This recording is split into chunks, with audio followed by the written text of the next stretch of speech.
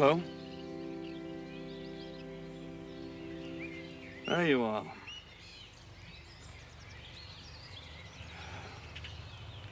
Oh, come on.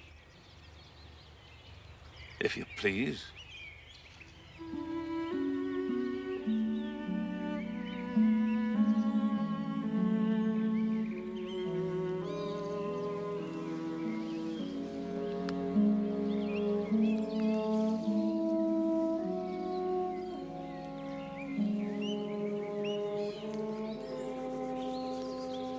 And this is Jane Eyre.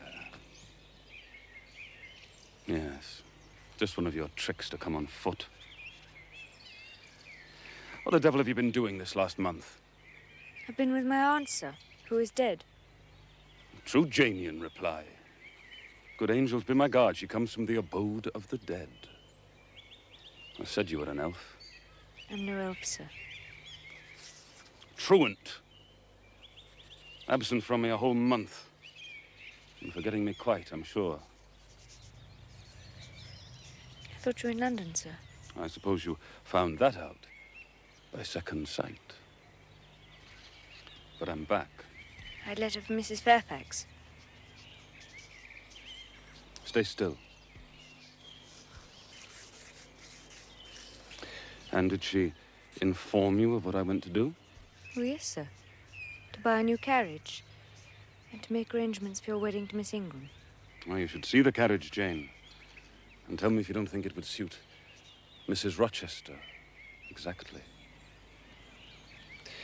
I wish at times I were a trifle better adapted to match with her, externally. Tell me now, fairy that you are, you couldn't give me a charm or a filter or something of the sort? It would be past the power of magic, sir.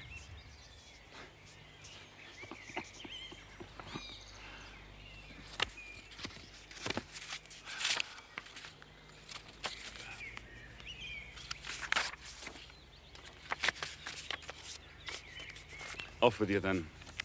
Go and stay your weary little wandering feet at a friend's threshold.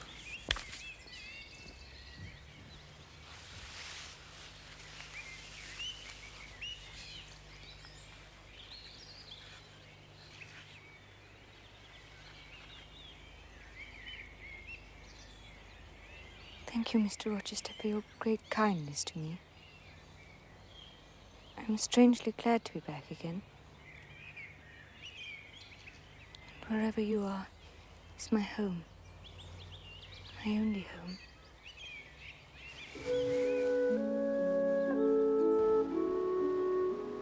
A fortnight of dubious calm followed. Nothing was said of the master's marriage. I saw no preparations. Mrs. Fairfax knew nothing. Strangest of all, he never rode over to Ingram Park. Then one morning he summoned me to the drawing room.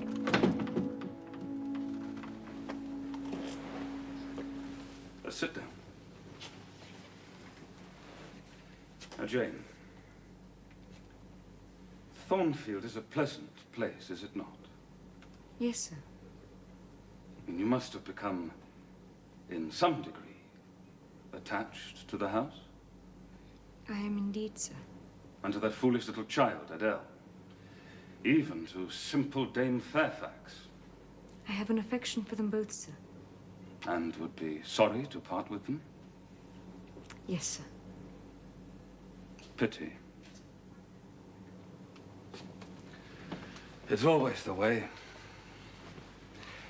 No sooner are you settled in a pleasant resting place than you must rise and move on. Must I leave Thornfield, sir? Yes, I'm sorry, Jane. I believe indeed you must. I shall be ready when the order comes, sir. It is come now. Then you are to be married. Exactly. Precisely. With your usual acuteness, you have hit the nail straight on the head. Soon, sir? Very soon, my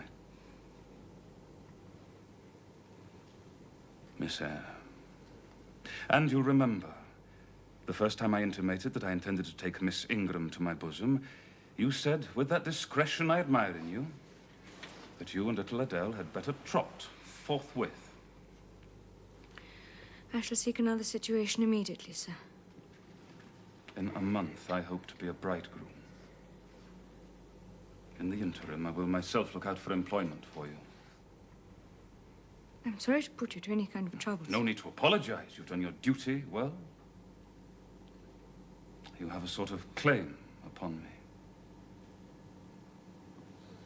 Indeed, I had heard of a situation that may suit. The 5 daughters of a Mrs.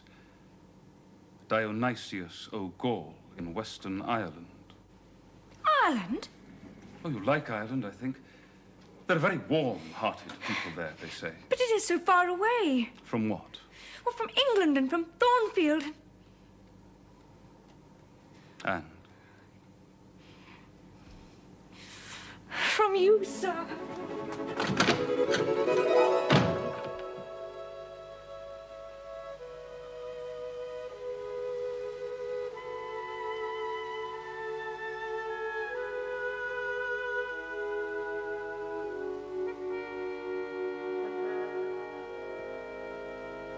We've been good friends, Jane. Have we not? Yes, sir. And then we shall sit together in peace tonight. Even if we should be destined never to do so again. It's a long way to Ireland. I'm sorry to send my little friend on such weary travels, but if I cannot do better, how's it to be hoped?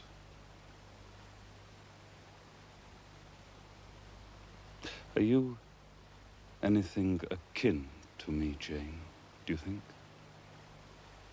Because I have a strange feeling with regard to you. Especially when you're near to me as now.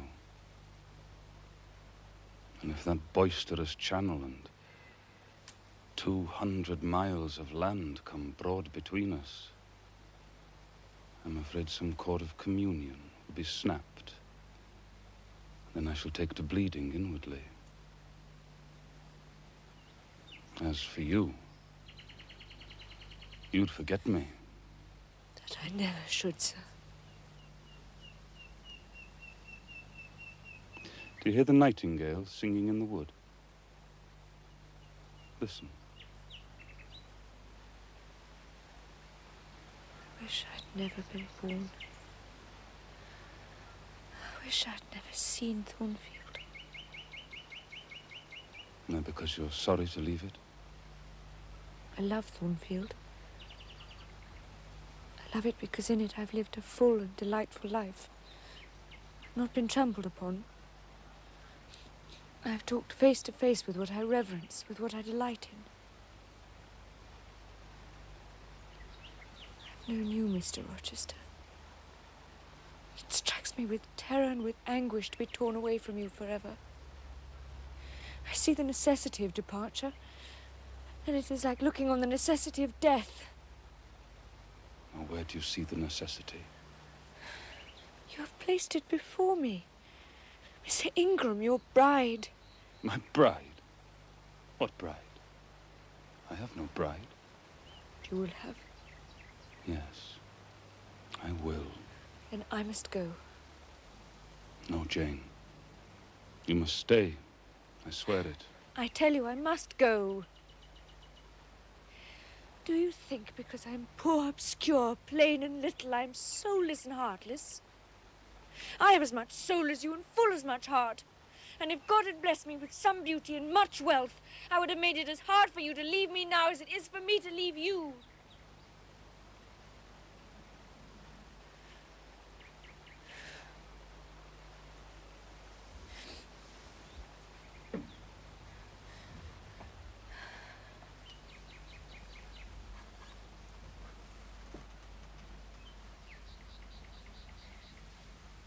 It is my spirit which addresses your spirit.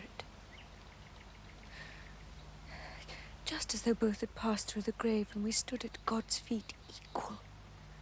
As we are. As we are. So.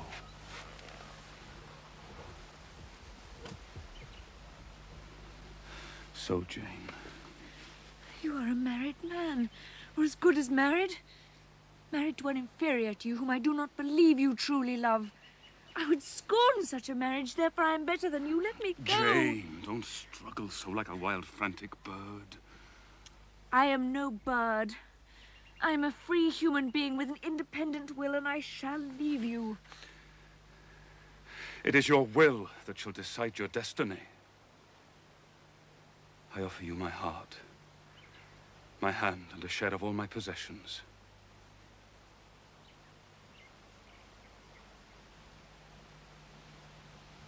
You play a farce with me. I ask you to pass through life at my side, to be my second self and best earthly companion. Come, Jane. Come hither. Your bride stands between us. My bride is here, because my equal is here. And my likeness. Jane, will you marry me? Do you doubt me, Jane? Entirely. You have no faith in me? Not a whit. Am I a liar in your eyes? What love have I for Miss Ingram? None, and that you know. What love has she for me? I shall never marry that mercenary. You strange, you almost unearthly thing. I love you as my own flesh. I entreat you. Accept me as your husband. Jane, I must have you for my own. Entirely my own. Will you be mine? Accept me. Marry me. Mr. Rochester, let me look at your face.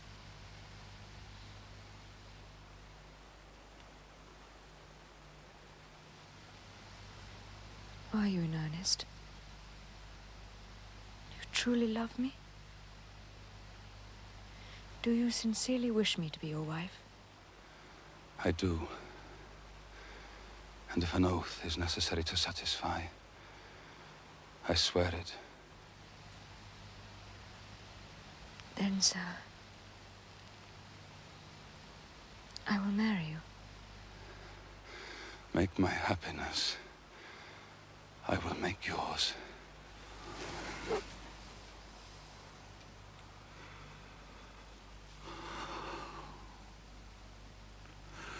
God pardon me, and man meddle not with me. I have her and will hold her. Edward, there is no one to meddle. I have no kindred to interfere. No. That's the best of it. Are you happy, Jane? Yes. It will atone. It will atone. My love and constancy will expiate. God will judge me kindly. For man's opinion, I defy it. Edward?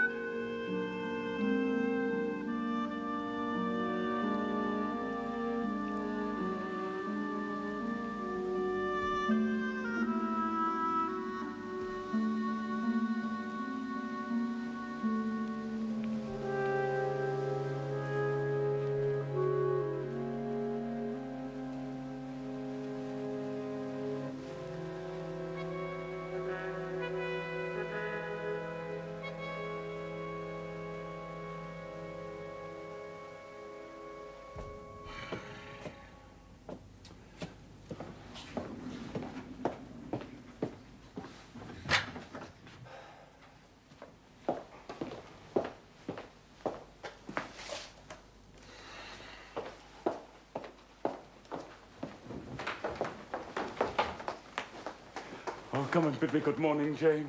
Oh, you look blooming and smiling and pretty, truly pretty this morning. Is this my pale little elf? Is this my mustard seed? It is Jane Eyre, sir. Soon to be Jane Rochester. In 4 weeks, Janet, not a day more. What, you're blushing?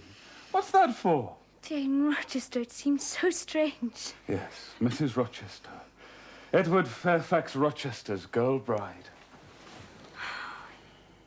Human beings never enjoy complete happiness in this world. I'm no exception. It's a daydream. Which I can and will realise. I wrote this morning to my banker in London to send me certain jewels he has in his keeping. I shall pour them into your lap. No. I shall hang diamond chains around your neck. Oh, please do not speak to me as though I were a beauty. I am your plain Quakerish governess. You are a beauty in my eyes. And I shall make the world acknowledge you a beauty. And then you won't know me. I shan't be Jane Eyre any longer. I don't speak to you as though you were handsome, though I love you dearly. Too dearly to flatter you. Please, don't flatter me. Please, don't send the letter.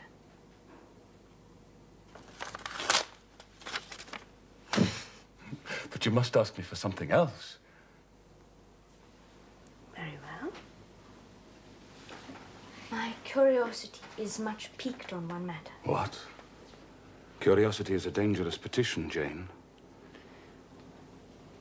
Why did you go to such pains to make me believe you wished to marry Miss Ingram? Is that all? Thank God it's no worse. Well, I confess, even though I risk rousing that fiery indignation of yours that I wanted to make you as madly in love with me as I was with you, I tried to arouse your jealousy.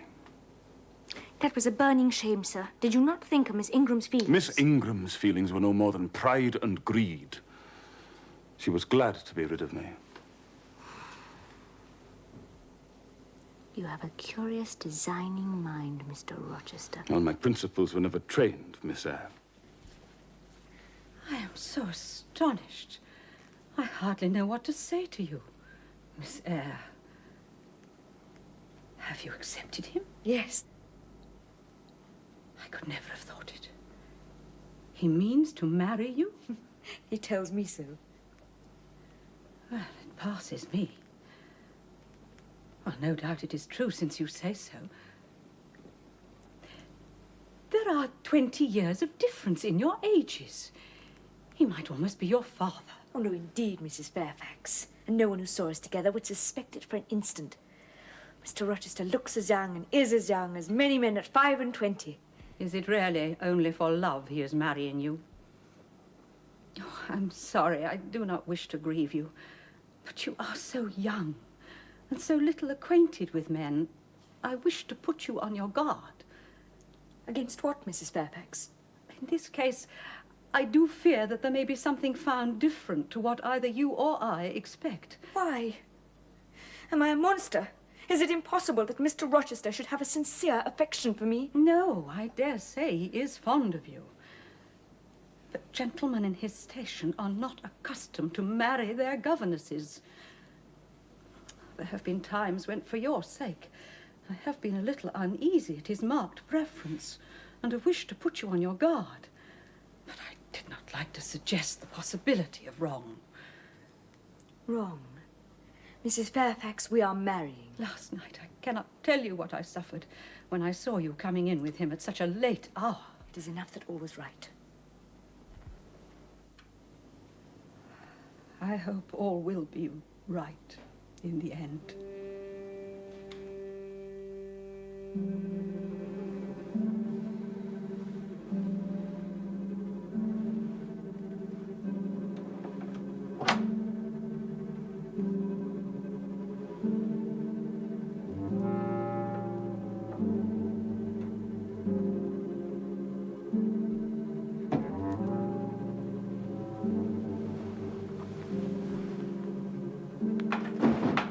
Sophie? Is that you?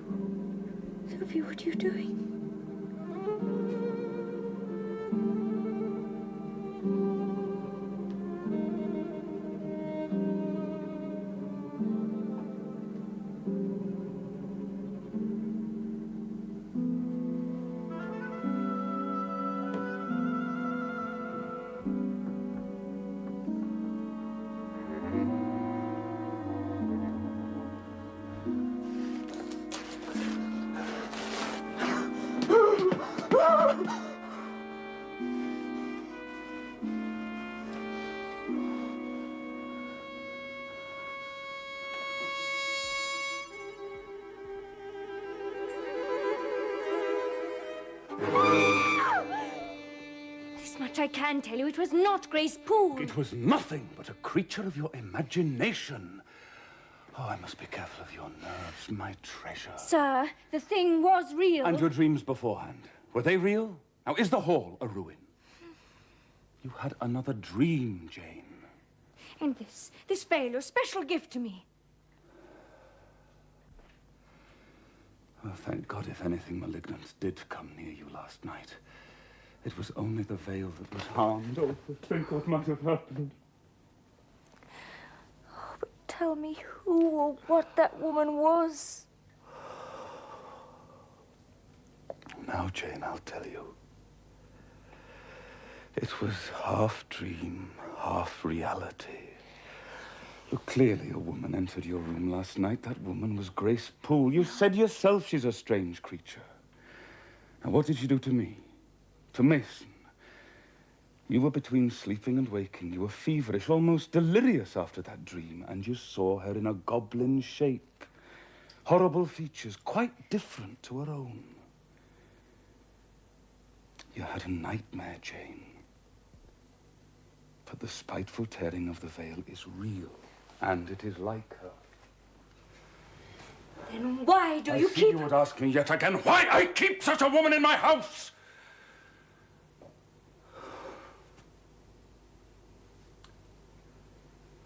When we are married a year and a day, I will tell you. Not before.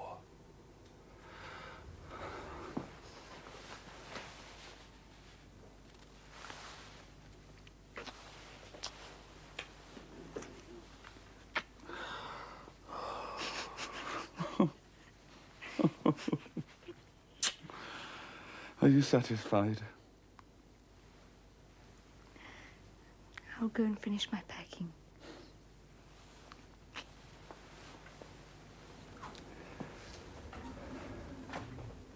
Oh, wait. Doesn't Sophie sleep with Adele in the nursery? Yes.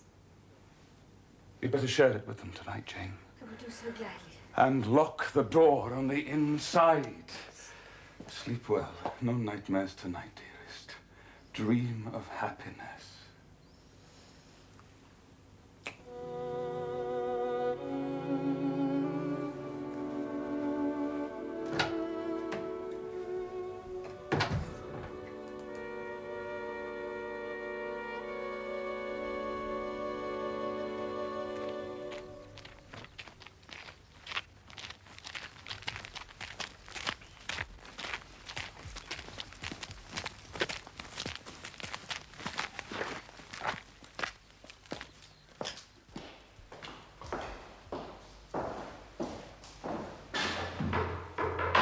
Welcome, sir.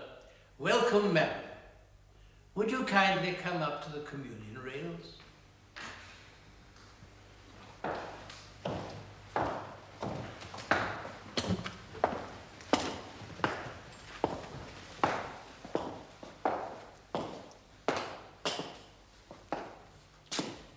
This is a most happy occasion. Mr. Rochester, I have had the privilege many times... Shall we proceed, Mr. Wood? Why, of course. Dearly beloved, we are gathered here in the sight of God and in the face of this congregation to join together this man and this woman in any just cause why they may not lawfully be joined together. Let him now speak, or else hereafter ever hold his peace.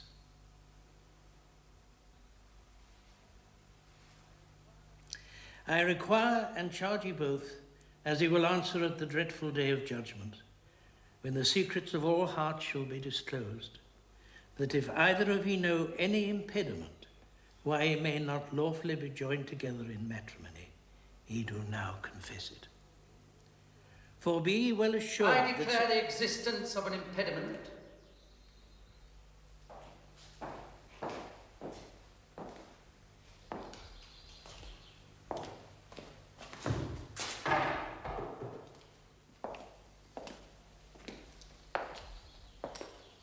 Marriage cannot go on. Proceed. I cannot proceed without some inquiry as to what has been said. I'm in a condition to prove my allegation. An insuperable impediment to this marriage exists. Please explain, sir. It consists in the existence of a previous marriage. Mr. Rochester has a wife now living.